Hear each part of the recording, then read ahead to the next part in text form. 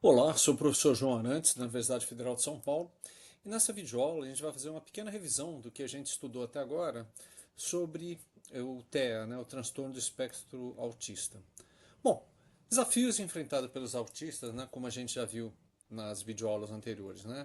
Primeiro são aquelas questões sensoriais, ou seja, sons altos, cheiros fortes, luzes brilhantes, estímulos visuais intensos, tudo isso pode tornar a vida do autista assim mais complicada, né? E isso aqui está presente aonde?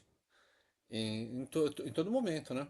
Então, em transporte público, você entra no metrô, aquela barulheira, aquele monte de gente entrando, saindo, cinema, né?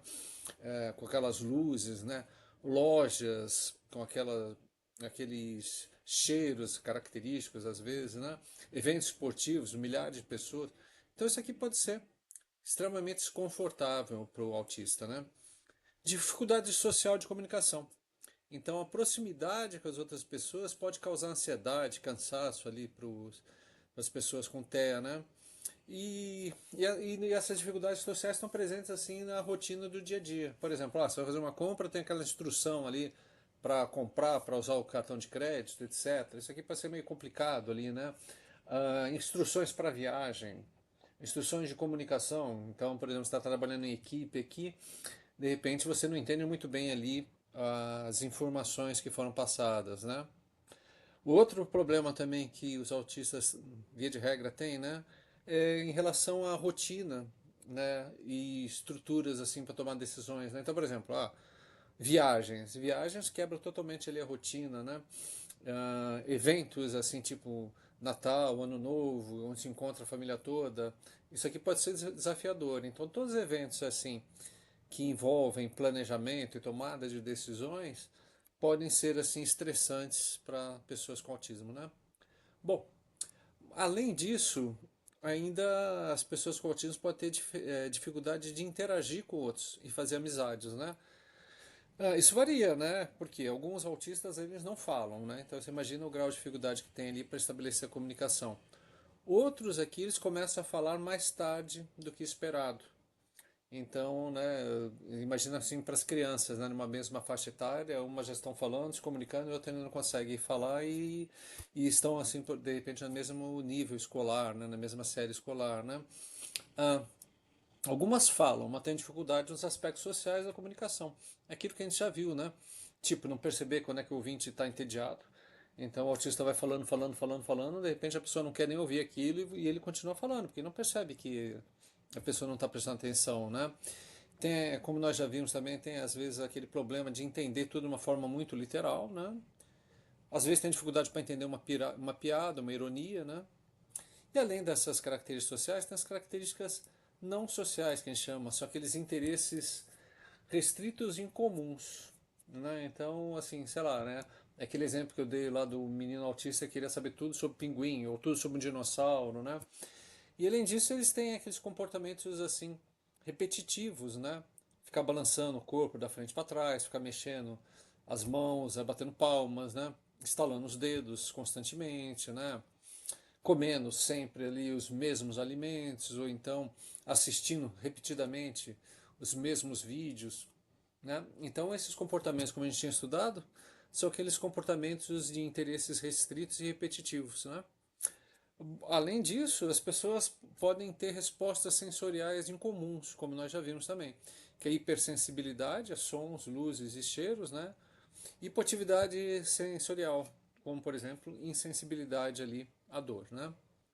Bom, habilidades e pontos fortes, embora o diagnóstico tenha essas dificuldades, as pessoas artistas também têm habilidades aprimoradas, como assim grande atenção a detalhes, que a gente viu isso pode ser muito útil ali para quem trabalha, por exemplo, sei lá, em contabilidade, quem trabalha com programação, né, em que exige atenção aos detalhes, né? Excelente memória, isso dependendo ali do grau do autismo, né? Facilidade com números e tecnologias, uma característica que é encontrada em alguns autistas, né? E a pequena parcela tem aqueles talentos excepcionais, são chamados savants, né? Que, assim, naquele curso da, da The Open University, né, sobre autismo, ele mostra um exemplo, assim, de um menino, que era de um rapaz savant, que ele memorizava assim, uma cidade de cabeça, né? Então eles passavam assim, com helicóptero, ele para a sua cidade, hoje Nova York e tal.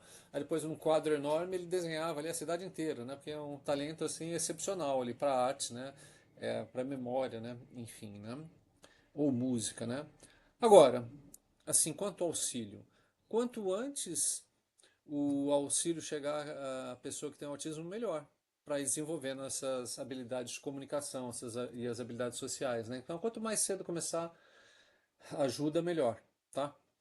Isso é uma estatística aqui da Inglaterra, né, que fala, olha, crianças com autismo têm 3 vezes maior chance de ser excluído das escolas, né, de problemas de interação ali com as crianças ou com os professores, né. E, inclusive, isso eu já vi uma vez aí em uma escola, né, em que um menino que tinha autismo tal, né, ele acabou sendo meio excluído ali da escola, né? Não numa forma direta, mas de uma forma indireta, né? Querendo assim, trazendo, sempre expulsando o menino porque ele tinha um comportamento ali, expulsando da aula porque tinha um comportamento assim, não, entre aspas, não adequado, né? Então tantas fizeram que a família falou, não, não é possível que continuar essa escola, né? E a escola não dava suporte. Simplesmente a escola queria se livrar ali do problema, né? Enfim, então esse é um ponto aqui importante, né? Ah, aqui a estatística Reino Unido, uma em cada 6 pessoas, uma em cada 6 pessoas autistas no Reino Unido trabalham em tempo integral, quer dizer, ou seja, né, uma boa parcela está excluída disso, não consegue trabalhar sem tempo integral, e 1/3 dos adultos tiveram alguns problemas mentais sérios, tá bom? Bom, então essa foi a nossa revisão rápida aqui, passou um pouquinho de 5 minutos, mas como a gente viu vários conceitos aqui ao longo das aulas anteriores, achei legal aqui a gente fazer essa revisão, tá bom? Um abraço para todo mundo.